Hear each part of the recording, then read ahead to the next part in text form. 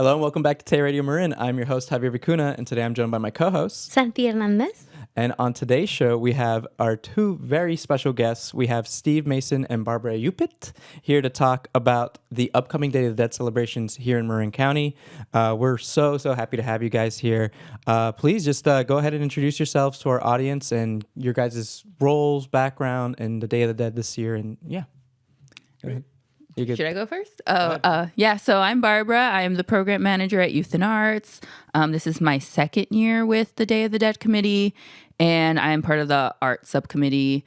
I'm very glad to be here and happy to be part of this amazing celebration that I grew up with, not just like in the canal and seeing it, but also just in my own personal life. So it's really nice to be part of this really big event here in San Rafael. Great. Thank you. And thanks for having us. I'm Steve Mason. I'm with the City of San Rafael with the Library and Recreation Department. And one of my responsibilities is I oversee the Albert J. Borrell Community Center in Pickleweed Park. So we get to host the annual event. And this will be my 16th year working on the event. So we're excited. Great. Well, thank you both. We're really excited. I'm really excited to talk about Day of the Dead. I mean, it's also something that I had grown up with my whole life, and even participated in this Day of the Dead celebration because, as we'll come to find out throughout the show, this has been going on for a long time, actually, the event here in Marin County, because I remember it since I was a kid. Yeah. So we're really excited to learn more about that. Santi, did you want to add anything? No, I'm excited to have you both. Thank you for your time. Sure. Yeah, so I guess let's just get into it. I want to start by asking you guys. So, what does Day of the Dead mean to you? Pretty open ended, but let me know. What's it mean to you guys?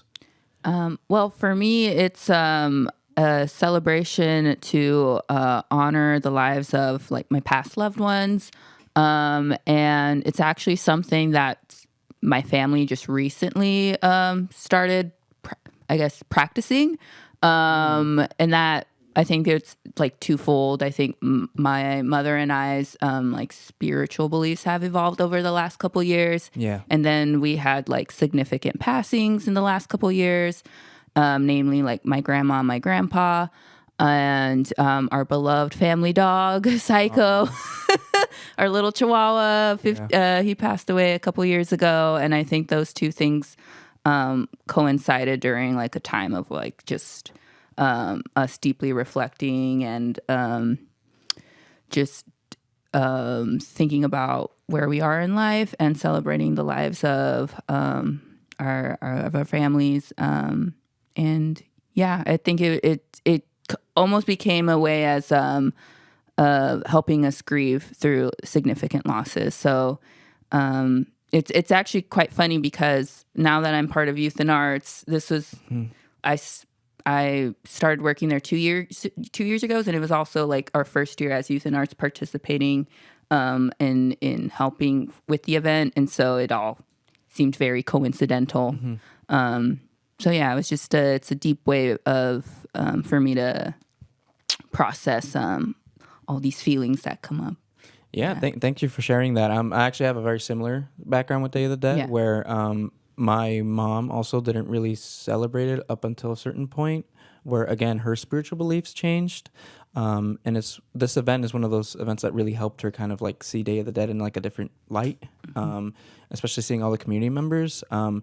And we had a lot of passings in our family as well, and just being able to make an altar at my house, like we've always had kind of like altars, like quote altars at our house, but it's like it's changed over the years. So with the Day of the Dead celebration that we have here, I mean it's just such a great honor to be able to have it so close to home, and to again it helps reconnect us with our it's traditionally a Mexican holiday, but also I know Central Americans like in Guatemala and El Salvador, they also celebrate Day of the Dead in their own way as well, which I think is super cool, especially here in Marin where we have a whole bundle of different backgrounds from not just Mexico, but Guatemala and El Salvador.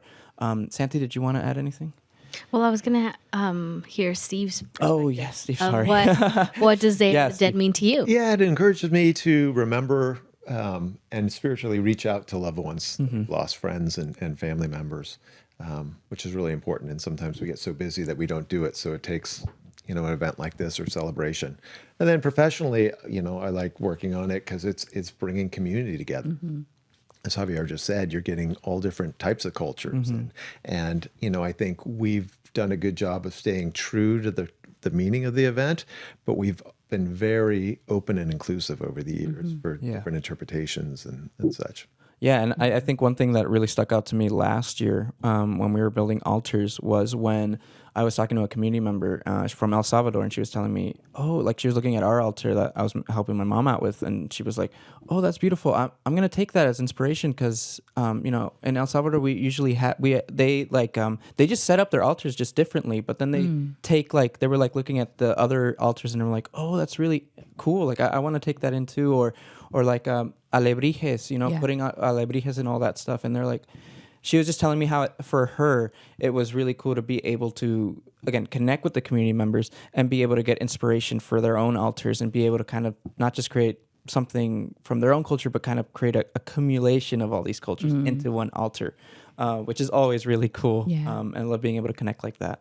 I wanted to ask you, Steve, did you know about the Day of the Dead before you started working in this event, or... I'm just curious because you said you've been doing this for 16 years. Well, I've been working for the city, but prior to that, my cousin-in-law, Gloria McAllister, who used to work shout there. out to Gloria. Yeah, so she... Yeah. You didn't know that? I did not know that. She was one of the original people in Petaluma to do our celebration years ago. And she actually started when her kids were little in the schools, and then it became a citywide celebration, and she's still involved with that. Yeah. So we used to go and support her and walk the procession and see the That's such a awesome. Whoa. Okay, Yeah. two worlds So the collided in my brain. Petaluma one's been going on for a while too then, huh? It has. Yeah. I don't know about this year, but in past years, they were a little more spread out where they would do, it would almost be a month long with various components where we kind of consolidate. Yeah. Now we're 2 days instead of one, but Cool. Yeah. Yeah. I remember Gloria telling me about that. That she's part of the Day of the Dead committee at the Petaluma one. I've never been to. Have you guys ever been to the Petaluma one? I didn't even know that they had one in Petaluma. But we're here to talk about the Marin one. Anyways, but Steve, I actually have a follow up to Santi's question. How did so when you entered in? So you said you've been working on the Day of the Dead for 16 years, but before that, before you entered, they were still doing the events. So correct. This is the 36th year. So it started back in 1988 with Manuel Castro came up with an event. And then in 1992, he and Debbie McCree got together with the individuals from the community, and it was kind of the start of what we're doing now. And it always took place at the Pickleweed Community Center? In the Canal neighborhood. Oh, in the Canal neighborhood, and then it slowly got into the... Oh, okay. Yeah. Are they still involved, or... They aren't. A few years ago, we invited them back, so they came to a couple of committee meetings. They do regularly attend the event, which is really nice to see. Very cool. Yeah. You got to point them out next time. Yeah. So I can I would love to meet them. give them a nice warm handshake. Be like, thank you. And Barbara, how long have you? You mentioned that you grew up with the event. What's some things that you remember from the event over the years? Over the years, mainly the Aztec dancers, and I think just because I was small, I want to say I didn't know anything, but I was not, I didn't have all that knowledge, and I think it's just seeing all these dancers in their regalia and like all the colors and just the music, the beat. I think it's mainly like that I mainly remember. I vividly remember just being little and like it being dark and me just watching it all. Yeah. Like, I think that was like my earliest memories from that time when I was in the canal. But yeah, and I think I mentioned like practicing Day of the Dead, with setting up altars. That's very recent, and it just like you mentioned, like it my altar started very small in terms of like how elaborate I made it. And then over the years, I've like collected things and I started adding in. So now it looks a little a little bigger. Which is Yeah. organic. I mean, it's not Yeah. like it just grew within you. Yeah. And like it goes back to what I was saying about like getting inspiration from others, because when I see other people's altars, I also get inspired. I'm like, oh, that's so cool. That's a cool idea. And like it's just like you're saying, it is something you naturally kind of grow over the years. Yeah. Santi, I know it was your last year was the first time your family had put up an altar at the event, yeah. right? How was Yes. that? So for me, I grew up in a very different household. They like in my household, like when our families pass, it's kind of like they're past. You can't do anything after that. It's like they're gone. We all kind of grew up like that. My parents as well.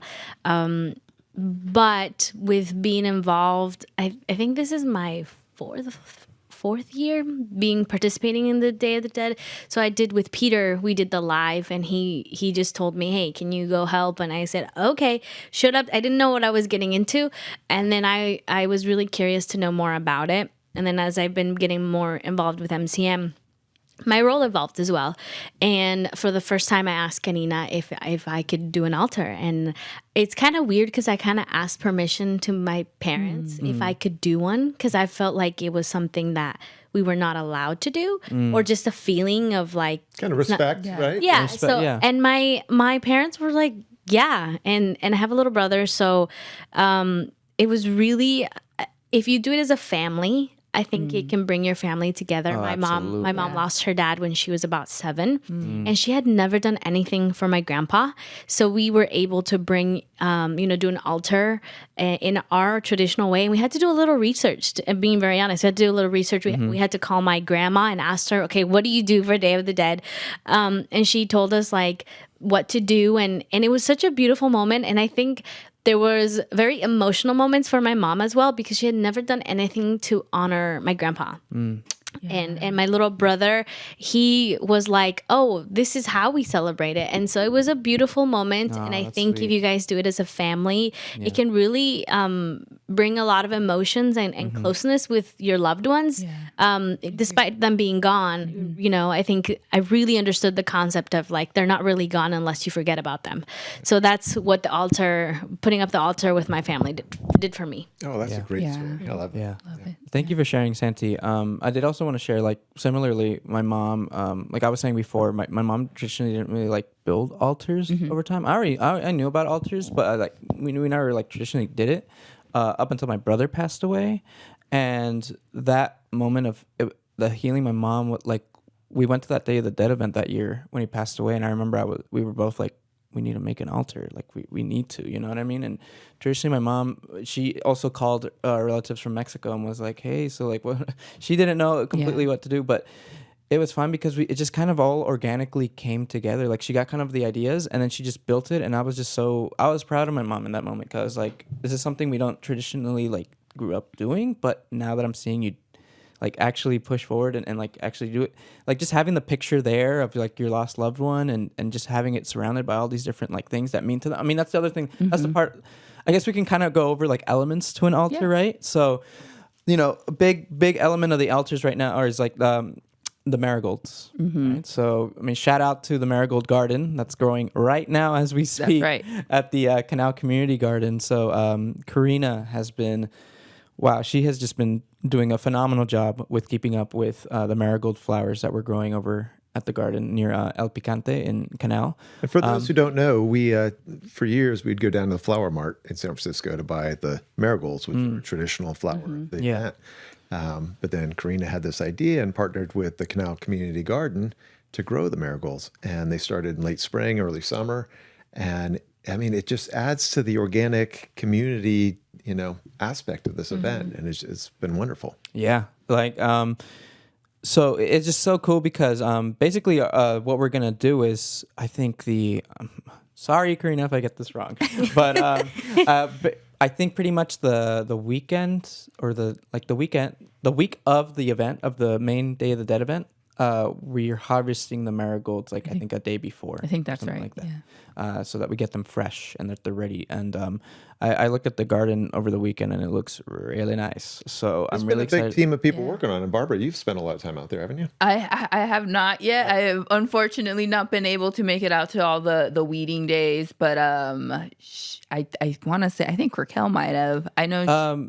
So I mean I've been there Yeah. a good amount of time. Yeah. We have a lot of volunteers actually who have been giving their time to weed the things out. We actually it's been a whole process, and Karina can tell you all about it. But from what I've gathered and recorded, because I'm also planning on, it's another thing in the backbone is we're trying to do a Day of the Dead documentary. It's coming along here and there. But anyways, I was there getting footage, and we just get a lot of community members from Canal, that just live by the garden, and they're like, hey, we want to help out. Like, this is great that you guys are doing this. We didn't even know that this was going on, right? Well, and 2 years ago, the garden committee ended up putting in an altar, so they started, and that partnership grew from there. I think. And they help a lot too. I forget their names off the top of my head, but the people there that have been at the garden, phenomenal job. But yeah, I mean, it's been good. I mean, the volunteers, shout out to those volunteers. Yeah.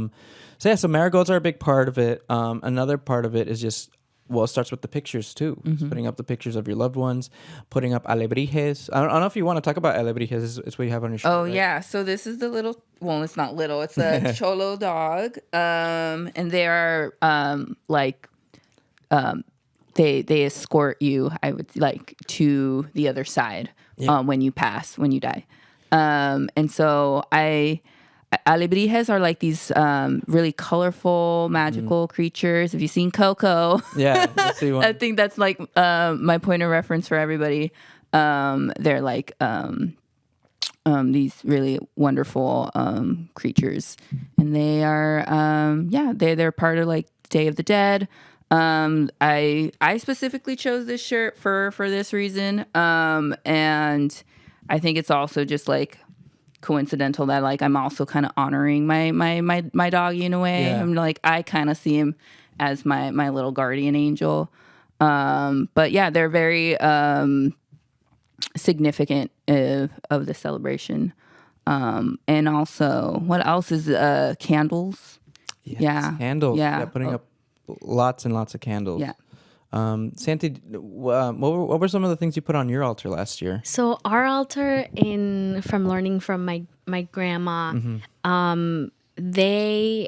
usually you guys have pan de muerto. Oh, yes. Yeah, How that's can I traditional forget? in Mexico. Yeah. Uh-huh.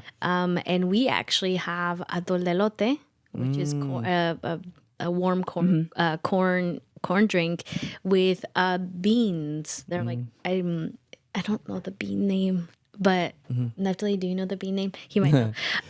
But it's beans, and you put it on the altar. And then I believe we use other flowers as well, but the photos are up. And tamalitos de elote are also made. Yeah. So corn. I don't know if you guys know what tamalitos are. Right. I mean, that's another big element too, is putting up, food, and also putting up just things that, your loved one loved doing, right? So putting like a guitar if they were a musician, or putting up like a soccer ball. Yeah, exactly. I see that all the time, and It's often their favorite beverage too. Yeah. Lots of beer. I see quite a lot of photos in there. But anyway, go ahead. Visual representation could be, Disney did do a pretty good job on Coco. Like if you look at the scenes on the cemetery, a lot of have like their like different items, and you might wonder what it is, but it's what your loved ones liked and enjoyed when they were alive, and in the altars as well. Yeah.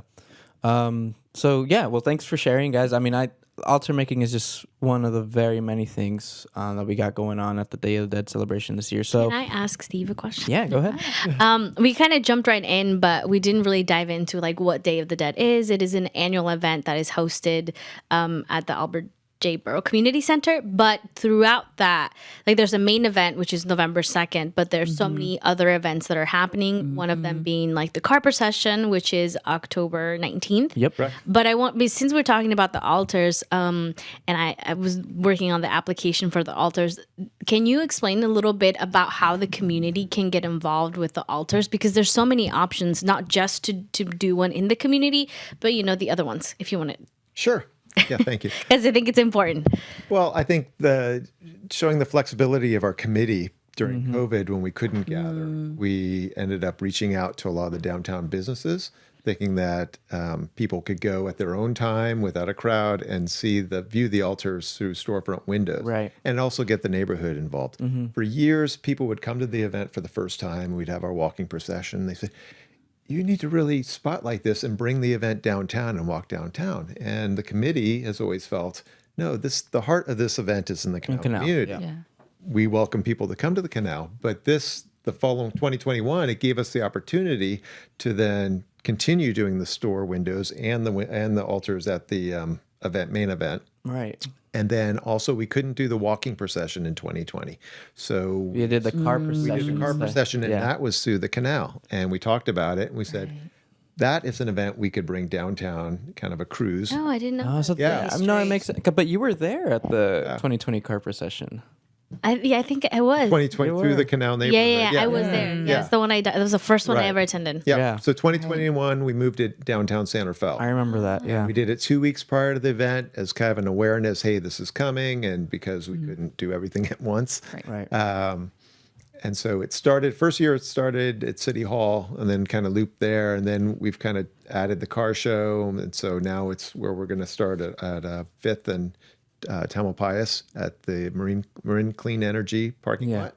lot. And so people decorate their cars. We'll leave at 3:00, go up 5th, cut over at H and come down 4th Street. And then come back here and we'll have a car show. And then the Multicultural Center Marin and this is organic too. It keeps growing every year, but we'll have a festival here at the grounds and all sorts of things you can buy, food, music. Yeah. So I I brought it up because one of the things that I used to walk by before I knew that you guys did the windows. Yeah, I remember Karina saying the map of the altars, and I was always confused on what it was until walking. So if once they're up, you can walk down. Is it 4th Street, right? Yeah. 4th Street. Most of them are 4th, some are out. And so we've got a listing with the suggested route, just because that stops you from zigzagging okay. down the street, but you can go at any order you want, but it kind of lets you look at it. And the businesses have their own altars. And the beautiful thing, and correct me if I'm wrong, is the business owners themselves can do one, or someone who will sign up, they will volunteer to make an altar for that business, and that's one way they participate. I did notice on the application as well that people can do them at home, and you can sign up to do it at home. Yeah. So for those who want to make an altar for Day of the Dead, there's so many options. You can do one at the event, which is officially now for this year it's full. Correct. But the business is an opportunity, and then doing it at home is also an opportunity. Yeah. Anyways, I just want to bring that up. Yeah, I mean, it's a wonderful idea because being able to see all these business owners like that aren't like I'm not when I walk down 4th Street and I see altars there, it's awesome. You know, it's cool to see like people taking in this tradition and like putting their twist on it. And I think that's kind of the beautiful thing about Day of the Dead as a celebration itself, is that, and it also helps the Americans understand that Day of the Dead is not Halloween. Right. Like that is like, I love Halloween, but it is not Day of the Dead. Very different. And I think there's still a really bad misconception there from a lot of Americans that, you know, that it's associated. Because I mean, I get a little irked when I see people putting up like Day of the Dead stuff with Halloween stuff on their yards and stuff. I'm like, it's not really like that. And I think, yeah, but I mean, things like this, being able to like just let businesses be able to put up altars, and then also opening up altars to the community at our event, and having people from all sorts of backgrounds come and build their altars is such a great way of naturally letting people know and educating them in this right way. So the first few years we had more artists paired with hosts, the businesses. But then as the years went on, more of the businesses said, hey, we'd like to do this ourselves. Oh, really? Right. There's more that are creating their own altars now, and fewer that are paired, but we do still have a couple out there. Oh, that's awesome. Yeah. Well, I'm happy to hear a little bit about the history, because there's not just a random reason that you guys said, oh, the businesses, there was so much behind it. I like that. And so for the car procession, are we still accepting car signups right We now? are. Okay. It's past the deadline, but we are still taking them gladly. So people can decorate their car, with Day of the Dead theme to it. And then we also have lowriders and some hot rods. Awesome, And yeah. there's a Volkswagen Bug Club that's done it since the beginning. cool. Yeah. We're hoping they're coming back. And so, yes, people can still turn that in. Yeah, I remember last year we had a really great selection of like classic cars. And again, also after the car procession, when we meet up here at the Multicultural Center Marin, they'll all be parked. So it'll be kind of like a mini car show too. So if people want to sign up for their cars for the car procession this year, you can go on dayofthedeadsr.org and sign up there. That is also where you can sign up for the event on November 2nd, the main Day of the Dead event for all. Oh, we're still accepting altar applications? Okay, never mind. Never mind. Disregard that.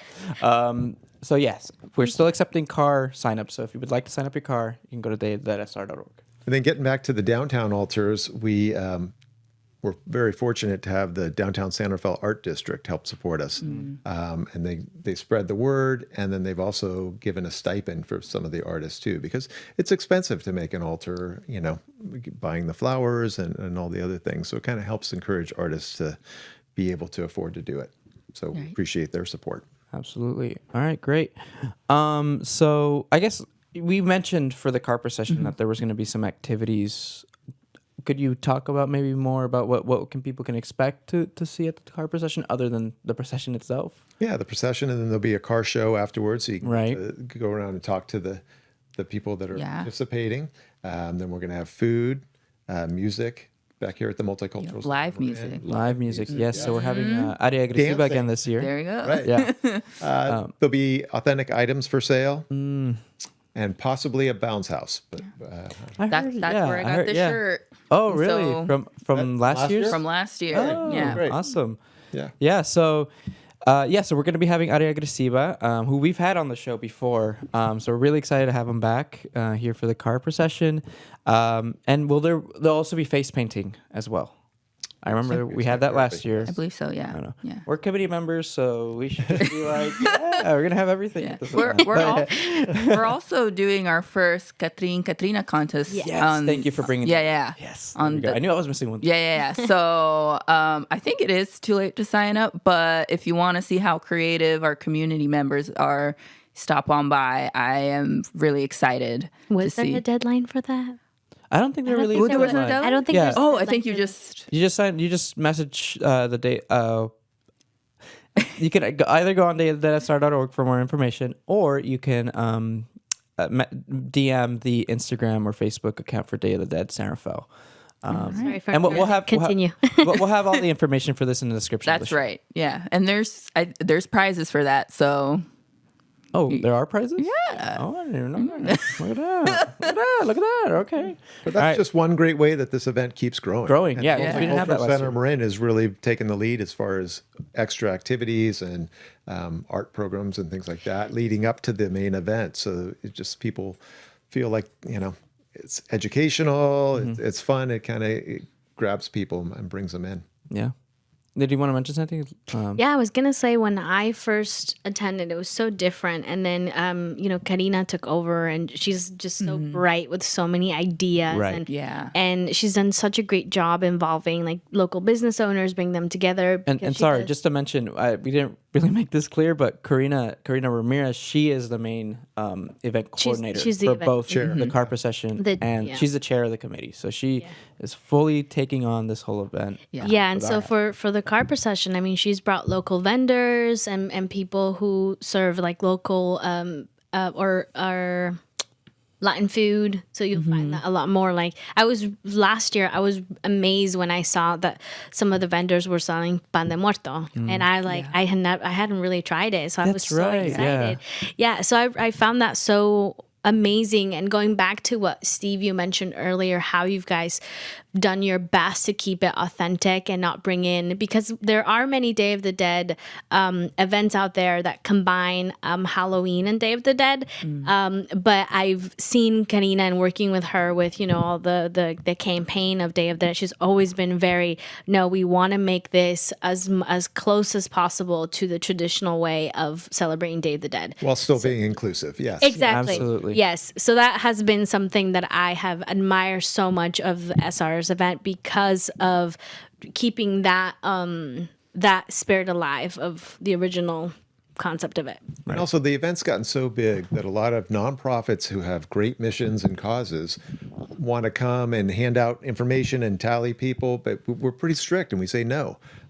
Because the community themselves have told us they like just to come to the event to celebrate, and you don't want to be hit up, with all that. But we have such a big reputation and several thousand people that come that people kind of want to piggyback on our event, and we're strict about that. And we have to Focus on the reason. Right. Yeah, exactly. Right. Community comes first. Right. And we do other outreach events at the center Yeah. and stuff. Right. People can participate. Totally. So speaking about it, so let's talk about the main event. So the main event is coming up on November 2nd, an actual Day of the Dead, which is Yeah. really, really awesome this year. Yep. So with that said, let's just kind of go over some of the things we can expect this year. So we're going to have the whole Pickaway Community Center is going to be used up. The event starts right at 3, and at that time, there's going to be different performances throughout the day. So we're going to have at both the gym and at the multi-purpose room. That's what you call it.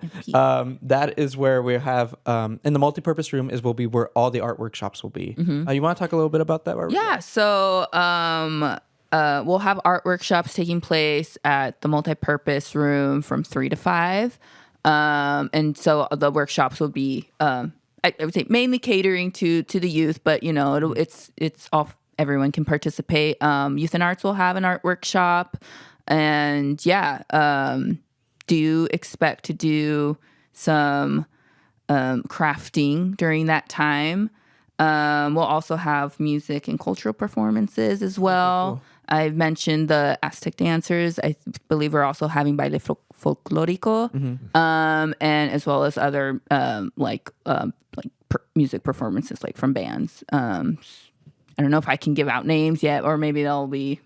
Well, we'll announce them as we go. Yeah. But one thing you had mentioned earlier when you were little, you remembered the Aztec dancer. Oh, yeah. The ballet. There's certain components that it's a tradition that we have, and they're community based. So we want to repeat those while we switch the musical groups, and that can change to keep it fresh. Yes. So it's finding that balance between our tradition, yes. and keeping it fresh for people.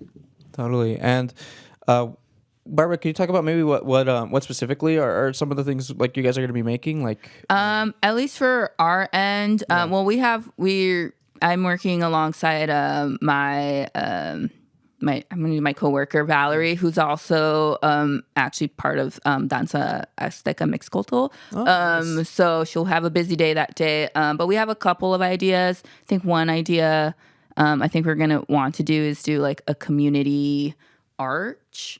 We're still piloting, testing a few ideas on how that would look like, but I think that would be something that would be nice to do, because our at least at Youth and Arts, we're really big on doing some collaborative work and working together, especially post-COVID, where we were all very isolated for a time, and so coming back and being able to work alongside each other and doing all the social emotional learning. Right. So that's one thing you can expect from the art workshops during that time. Cool. Yeah. And then there will also be in another room there'll be face painting. Yes. For kids only. Yeah. Right. For kids. Fine. Yeah, I know. It's like I want to get my face painted too. But but for kids they'll be able to get change. No. Was that? I feel like last year there was a lot of pre-COVID. We did adults too, but it was the line was so long. Oh yeah, and it was hard for kids to sit still. So we focus now on the children for doing that. Kids but we do have tutorials on the website on how to paint faces, right. and so families can do that at home and come all ready to go. Yeah. So that's one of the things, and then of course food. Do we know yet what kind of food we're gonna have? I mean, traditionally, I think it's the same vendors from last year where we had pupusas, tamales, quesadillas. Ooh, yeah. It's my first time ever tried quesadillas at Day of the Dead. And we should have quesadilla at the car procession too. Yeah. That stuff's good. Love me my Mexican food. But so the food will be available from 3 until 9. Okay. Oh, and then let's also mention that it is a cash only event. Oh, Yes, gotcha. that is a big. So we're working off of a ticket system, right? So you pay cash, you get a set amount of tickets, and you use the tickets to pay for the food. Did you want to mention anything else about that, or just that? Yeah. So just no. So yeah. So just bring cash.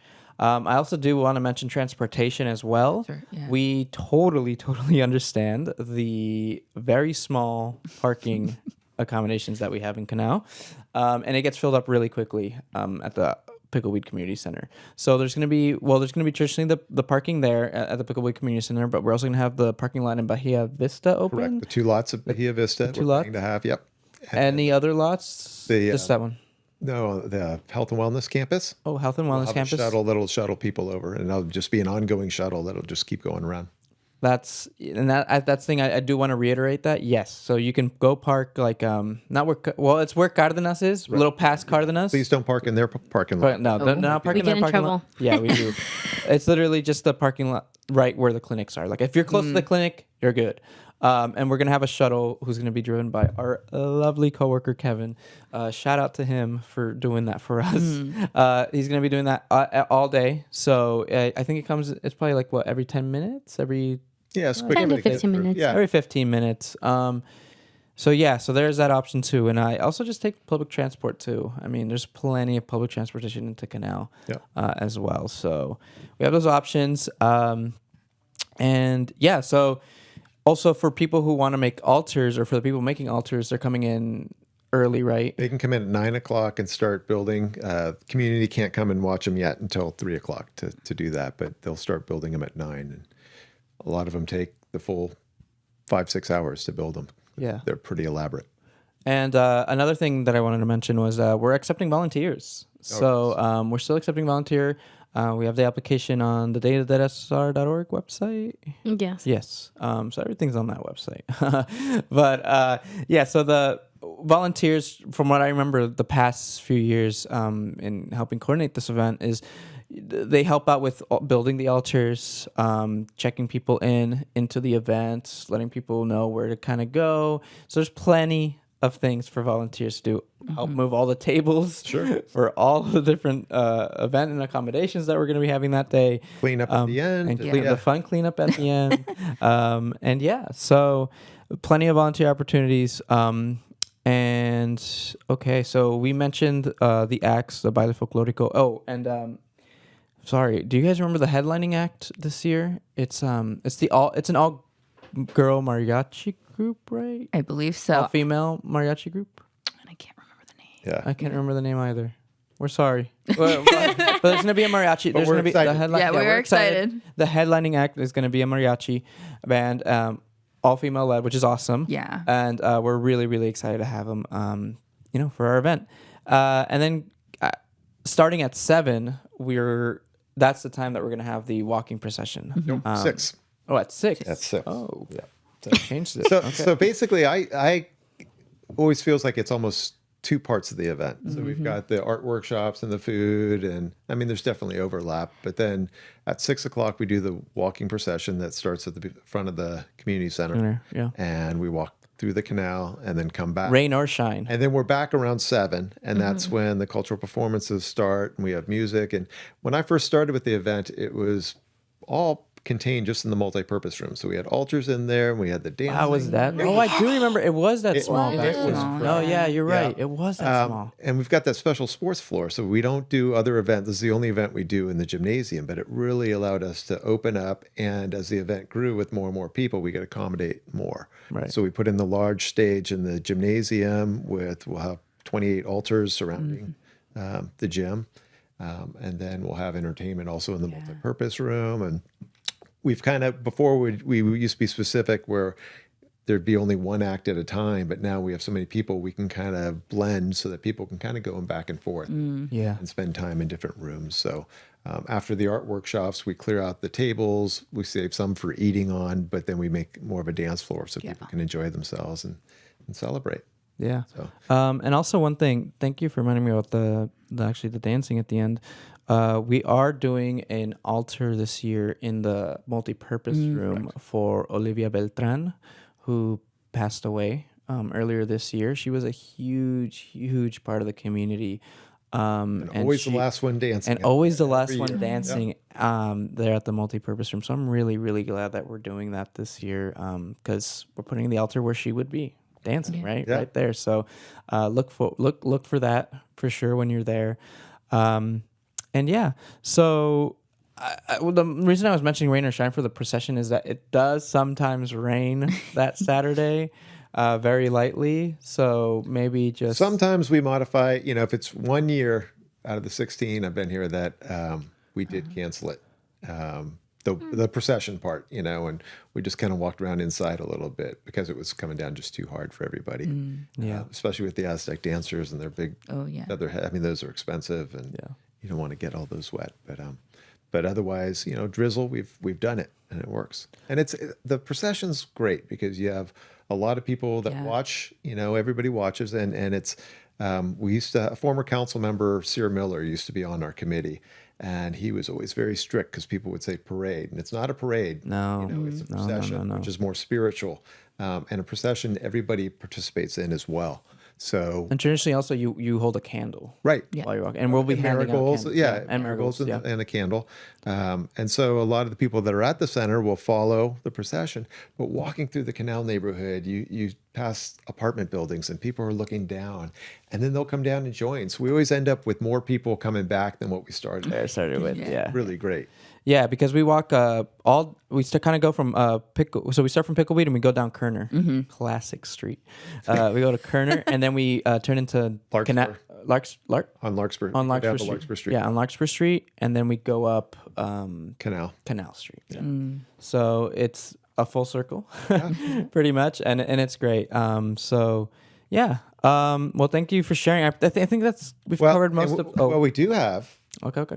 When was it? 2021, I believe. Valentina joined our procession. That's right. And now rumor has it that Valentina might have a beau. That might have a what? A date. Oh, A boyfriend. That might I've heard that. Yes, he might make an appearance this year over here. So another committee member, Ethan. He has designed a new partner for Valentina, and I actually really like the design. I think he did a great. Yeah, I've seen it. Don't tell us. And they're currently building it right now. Yeah. I think Antenna Theater is involved with that. Yeah. The what's the Antenna Theater? Oh, the pink building. That's Antenna. Okay. Yeah. Okay. That pink building. That's Chris been Hardman from Antenna Theater unfortunately passed away this year as well. But he had been involved with Day of the Dead here in past years and in San Francisco, and the car procession last year. So his wife Annette will be making an altar for him. Oh, that's sweet as well. But but they're involved with this. So it's going to be a great addition to our family. Right. Yeah. So I also wanted to mention this event would not be possible by our sponsors. We're really, really grateful for all the sponsors that we got this year. And I do want to give a special shout out to, the city of San Rafael for sponsoring the event, as always. And also Artworks Downtown, the Marin Community Foundation, the Town San Rafael Arts District, Mechanics Bank, the Burke Family Foundation. Thank you generously for your support in this event. And I just wanted to give them that shout out. But Santi, did you have any follow-up questions? Anything you wanted to mention? Kind of opening up the floor for discussion here. I blanked out. No, it's okay. I mean, let's say, what are we most excited for this event? I mean, there's a lot going on. So what are we most excited for? For me, I'm really excited for the car procession. Like, I'm really excited for it this year. Me too, actually, because I had to miss the last one because I was working, but I got to be part of the tail end, so I'm excited to see all the to be here for the entire thing, and also I'm just excited to do the walking procession as well. That's always my favorite part, yeah. too. Yeah. How about you, Steve?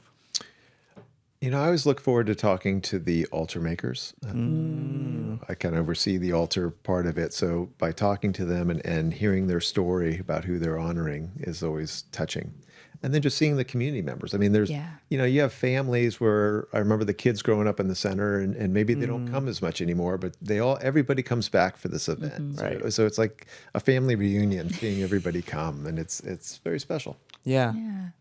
I think definitely one thing for me that's always been special about the Picklewood Community Center, I mean, not just like growing up there, but also another thing for me personally, there's actually like a picture of my brother on one of the on the wall there in the back, like where you guys have the timeline and stuff. Yeah. Like it was like there's a picture of my brother there, and it's one thing that I've always like appreciated every time I'm there. I'm always like I always honor that picture that's there.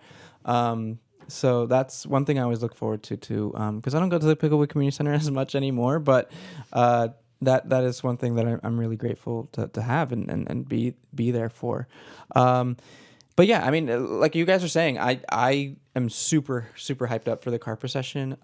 As some of you may or may not see, but going down 4th Street, you'll see we actually put up a banner this year. Yep. For Day of the Dead, and Santi actually designed that banner.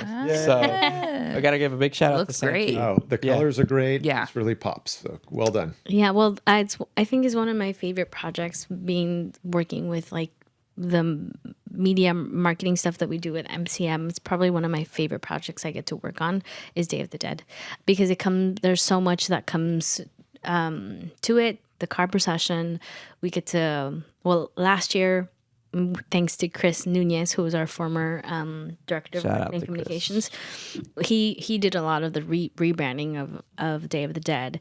But he asked me, like, what's a project that you want to work on? And I really wanted to document a little bit more of Day of the Dead, and I have volunteer Neftali, who helped film a lot of the videos that came up last year. Yeah. So the recap of the car procession, recap of the main event, we were working together, and it was one of my favorite things. And so part of it that this year we had a lot of new things, and one of them was the banner. It was really fun to just see how it's grown so much and how it continues to grow. And again, I mentioned it in the beginning. I think that we've had a lot more local business owners sponsor the event, and it's just bringing so many pieces together that makes this event so special. Yeah. It's I mean, you've got all those businesses supporting it. We've got the art workshops we were previously talking about. They're done by various nonprofits that each take a table in a different activity. So it's not just the committee putting it out. And then the committee is a whole group of individuals that are just so dedicated to this event, and it's really a collaboration. And let's give also a special shout out to Zoe, who has been so. You want to talk a little bit about Zoe real quick? And Zoe Harris has carried the torch for this event for years. I mean, she used to go around to schools and do education. She's very well traveled.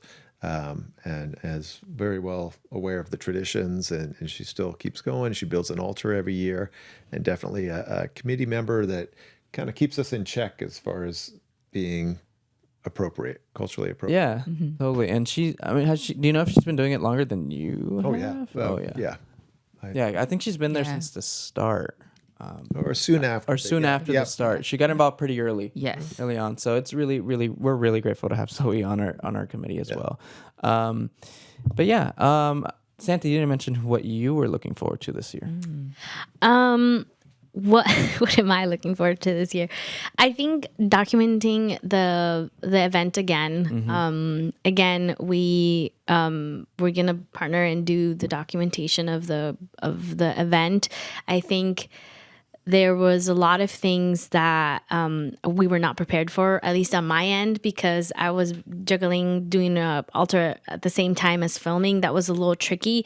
But going through what I went through last year, this opportunity gives me more of a chance to really focus on capturing those little moments that make the event so special. And also the altars.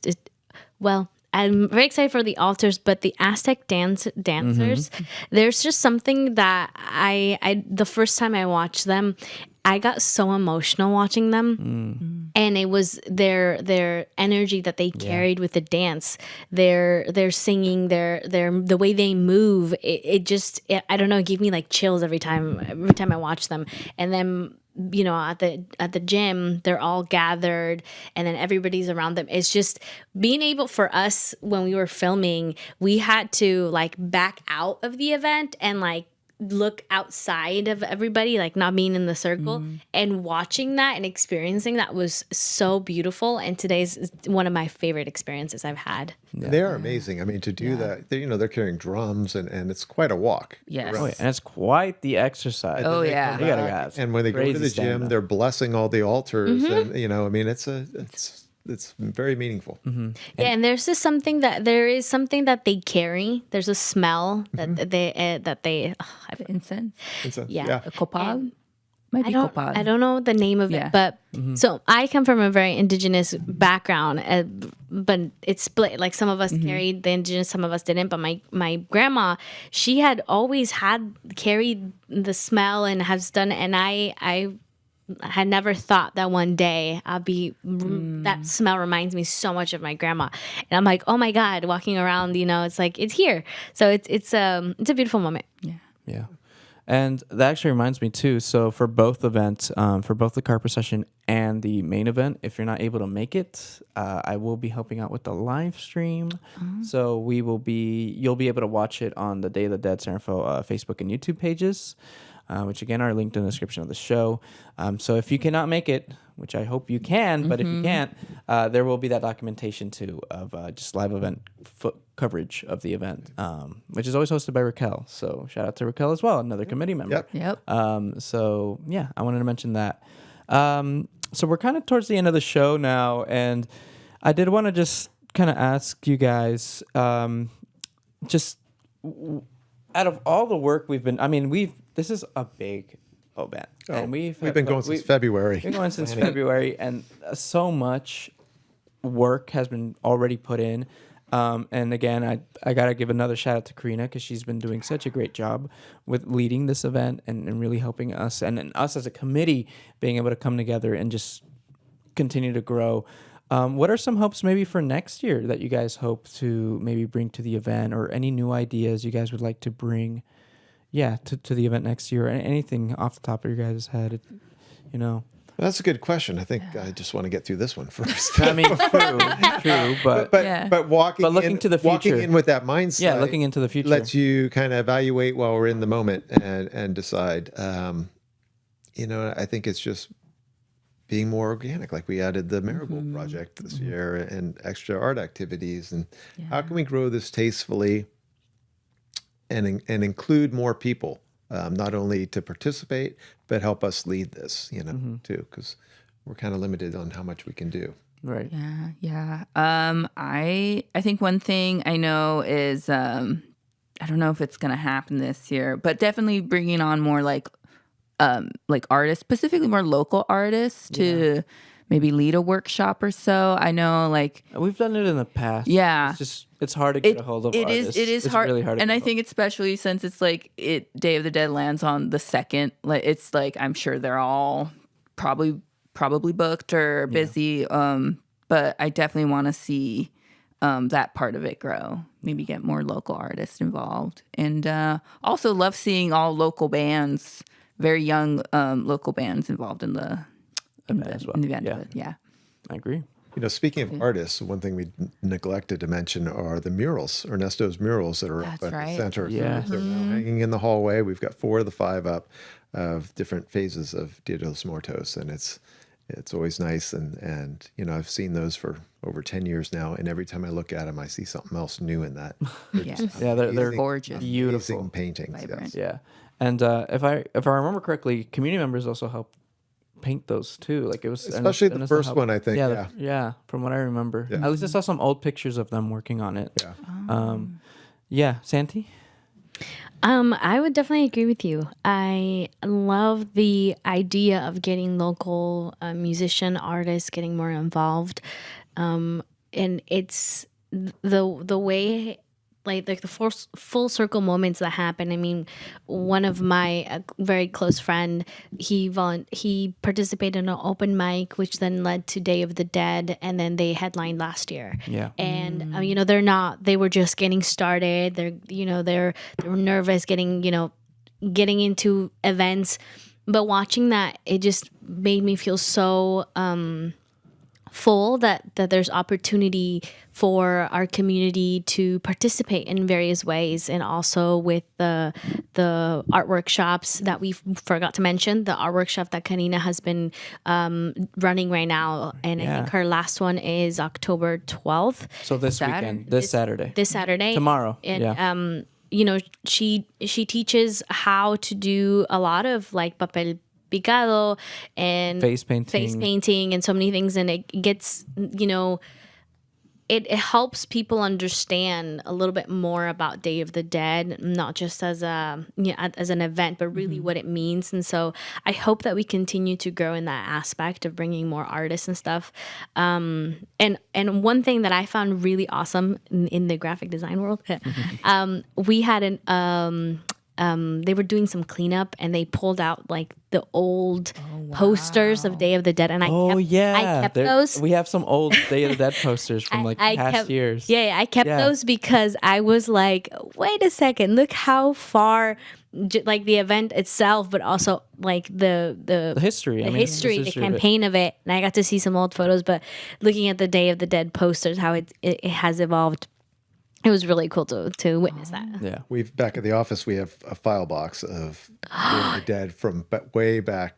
Oh, we gotta take a look. Yeah, I was gonna say, what? I just learned this. All the notes, meeting notes, and that kind of stuff. Wow. Do you have all the posters?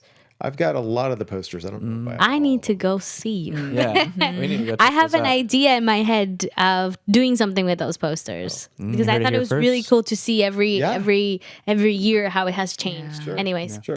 You were talking about artists too, and we had previously mentioned Zoe Harris. Yes. She's actually the guest artist for the Canal Youth and Family Council's Canal Art Program this Saturday at the center. From 10:30 to 12:30. The second Saturday of every month, they put on an art program, but traditionally in October, they hire her to come in and do a Day of the Dead type activity. So I don't know what she's going to lead for an art project, but she always does some pretty cool stuff. Wow. Yeah. Okay. Good to know. So I just kind of wanted to finish things off with saying, I did want to mention also like kind of how we have Day of the Dead here, but for me, it's always been a dream to just go to Day of the Dead in Mexico and go to Oaxaca, where it actually originated from. And I mean, I've just seen my cousins like post pictures about it. I'm like, oh, it's so beautiful. But also like, this is like, it's super expensive to go to Mexico during this time of the year because, well, everyone wants to go see it, right? So, I mean, that's one of my goals for, I don't know, sometime in the future to potentially be able to be there. But that means I have to miss this event. But I mean, it's definitely a thing. And Santi, back home, you said you used to you get. Have you been back home during Day of the Dead at all? No. It's funny because like I mentioned, my family didn't really. I think there was always this conception of Day of the Dead being somewhat like Halloween, and spiritually in my family that they don't celebrate Halloween. But it has been a learning experience. I think I kind of dragged my family to learn about Day of the Dead.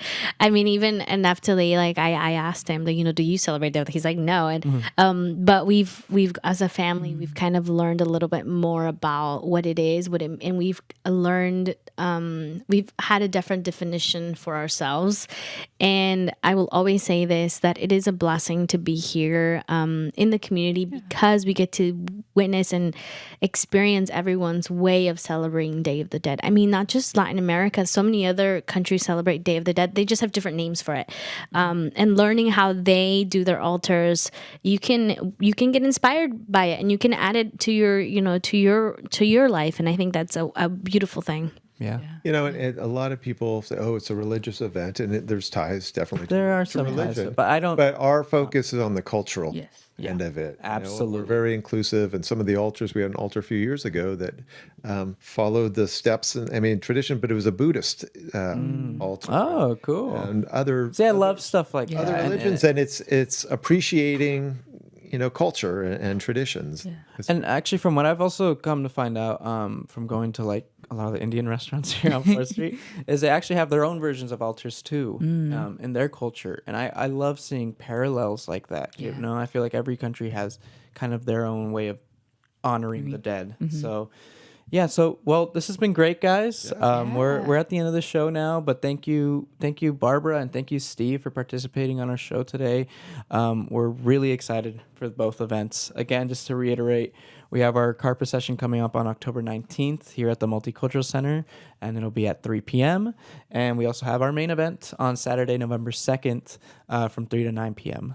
So again, hope to see everyone there. I wanted to add something. Oh yeah, go ahead. Yeah. I know Javier said to go visit dayofthedeadsr.org. Yeah. I would also follow on Instagram and Facebook because a lot of the links for like the Katrina, I believe it's not on the website. It's only on Instagram and Facebook. So we'll have all that in the description. Yeah. Great. Right. All right. Sorry. Well, thank you guys. Thanks for having us. Yeah. Of course. And Happy to be here.